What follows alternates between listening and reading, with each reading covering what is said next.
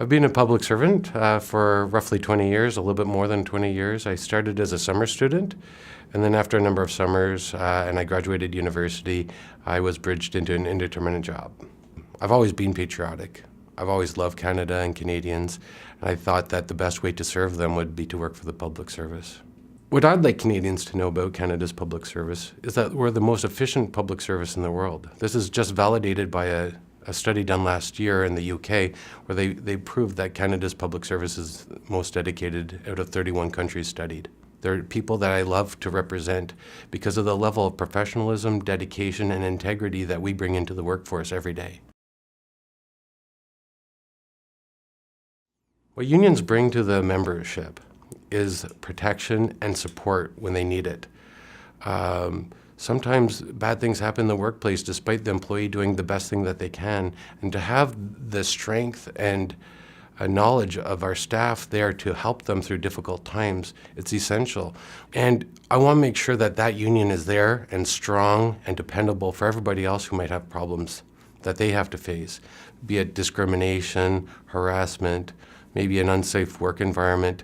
I want the union to be there, to be strong, and be behind the members as they go through difficult times. CAPE is a vast community. Mainly we rely on a lot of volunteer work. It starts at the local level with stewards, local executive officers who meet with senior management in their own department all the time. We have a national executive committee who are also volunteers who meet once a month to make sure that the governance of CAPE is going well and that there's an oversight to make sure that decisions that are made well and really well thought out. To the staff of the association who are there on the front lines defending members, arguing cases in front of adjudicators and management to make sure that their best interests are being met. And then we have an excellent negotiation team who sit down with the employer and make sure that we get the most that we could ever possibly hope to get out of our collective bargaining agreement. Phoenix has been absolutely the worst fiasco that our members have faced, I think, in our history, and certainly such a widespread impact, so many people affected in so many terrible ways. It's consumed a lot of our organization, both our resources, our time, our energies, but more importantly, it's impacted on people in the workplace in such a negative way. Certainly we have about 75% of our members affected in one way or another. And, you know, in some cases, it's not that they're missing whole paychecks, but it could just be that they're missing partial paychecks or an allowance. But those small amounts of money sometimes have a major impact on people. And so maybe not quite as devastating as some of the stories you hear about people losing their homes or not able to meet their monthly obligations. But for me, just as tragic, people changing life decisions, deciding not to get married, not to have babies, not to buy homes, not to retire. Those are all really devastating impacts to people who are adjusting their lives because of Phoenix.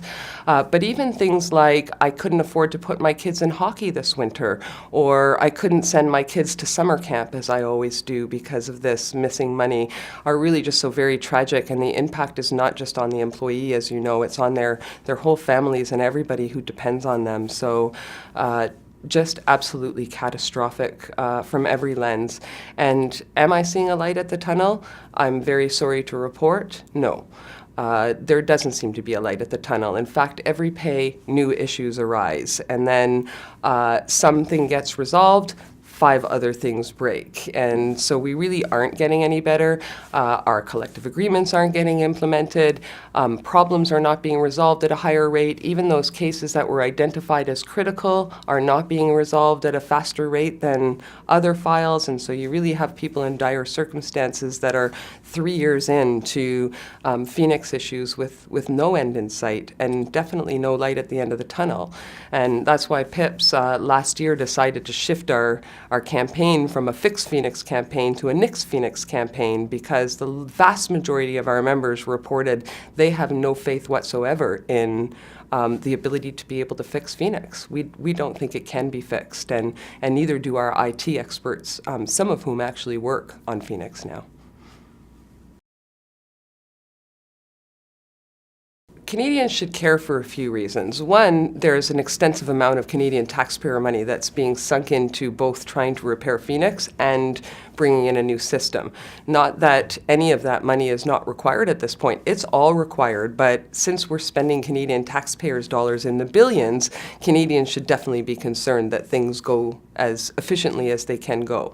But more than that, this is having an impact on all sorts of other things that Canadians are involved in. It's having an impact on the economy. Certainly here in Ottawa, that would be more pronounced than elsewhere because of the high volume of public servants, but people opting not to take services that they might otherwise take, whether it's landscaping or snow removal or adding a pool, for example. A lot of small business people in Ottawa are feeling the pinch around this.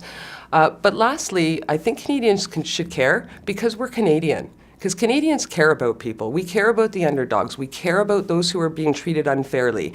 We try to equalize, things for all people in Canada. And just based on that fundamental value that we have as Canadians, Canadians should care that public servants go to work every single day delivering on critical services for Canadians without knowing whether they're going to be paid or not. Souvent, mes membres vont dire « Dany, j'ai pas besoin d'un syndicat parce que j'ai des bonnes conditions de travail. Je suis un bon employé, je n'ai pas de problème. » Et ils ne se rendent pas compte que tous les avantages qu'on a viennent des syndicats à travers les années. À chaque fois qu'on négocie une convention collective, on fait des petits pas vers des réussites et on additionne tous ces pas-là et soudainement, des bonnes conditions de travail, des vacances, des pensions au niveau de la santé. Et les gens ne se rendent pas compte que toutes ces victoires-là, ça provient des syndicats. Mais encore, si on regarde au plus les cotisations syndicales, les gens vont dire « Oui, mais j'investis dans mon syndicat, mais qu'est-ce que vraiment j'ai en retour? » Et souvent, les gens ne sont pas au courant de tous les services que les syndicats vont offrir. Et je donne un exemple. Présentement, il y a un projet de loi C-27 qui menace les prestations, les pensions en prestations déterminées. Et ça, c'est important parce que si on perd nos pensions, et c'est un gros morceau, et votre syndicat va défendre vos intérêts sur la colline parlementaire, et des choses que même nos membres ne sont même pas au courant. Donc, on travaille pour vous non seulement sur les enjeux que vous avez au bureau, mais aussi à un plus haut niveau également. Il y a plusieurs dossiers sur lesquels on travaille pour nos membres, et je pourrais parler davantage sur Phoenix, la négociation d'une convention collective. Mais je pense qu'il est important de se rendre compte, c'est qu'il y a d'autres sujets que peut-être nos membres ne sont pas au courant sur lesquels on travaille pour eux. Et un exemple est la dotation. Vous savez, des fois, à la fonction publique, les gens nous disent, écoute, je fais partie d'un concours, d'une compétition, je suis dans un pool et je n'ai pas été sélectionné et je ne comprends pas pourquoi. Ils vont poser des questions à l'employeur et on dit des réponses telles que « Ah, tu n'étais pas la bonne personne pour le poste », mais on peut de rétroaction pour pouvoir grandir et pouvoir s'améliorer. Et là, on peut contacter leur syndicat et moi, je peux aller poser, mon équipe peut aller poser des questions à savoir, mais pourquoi cette personne-ci a été sélectionnée au lieu de l'autre? Et là, vraiment, on peut grandir comme organisation parce que malheureusement, trop souvent, c'est qui vous connaissez qui va faire en sorte que ça ait une promotion versus sur les compétences. Et la Commission de la fonction publique, c'est très clair. Ce qu'on cite, c'est peut-être un processus qui est équitable, transparent et de bonne foi. Mais malheureusement, plus souvent qu'autrement, ce n'est pas le cas. Donc, c'est le genre de choses que votre syndicat peut vous aider. Et pour nous, pour l'Association canadienne des agents financiers, c'est un des agendas, des systèmes à l'agenda qu'on veut faire promouvoir parce que, justement, la dotation, c'est un élément important pour nos membres. I think bargaining agents, what we could do to work better together, because we already work a lot together. What's challenging in dynamics that we have is we all represent different members. And there's a reason for that because we have different demographics, different job descriptions.